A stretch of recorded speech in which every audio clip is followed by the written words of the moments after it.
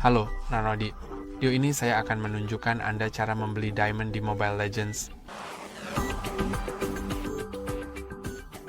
Untuk membeli diamond, cukup klik pada ikon diamond di sini, dan di sini Anda bisa menemukan berbagai penawaran. Untuk diamond, baik, 5 diamond, 50 diamond, 150 atau lebih.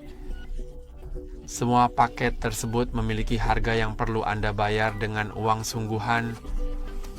Dan jika Anda ingin membelinya, cukup klik saja pada paket tersebut. Kemudian, itu tergantung apakah Anda menggunakan iPhone atau ponsel Android, tampilannya akan beda.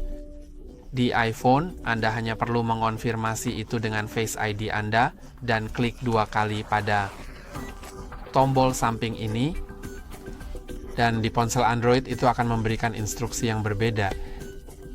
Nah, itu saja untuk hari ini. Jangan lupa untuk like dan subscribe. Sampai jumpa di lain waktu.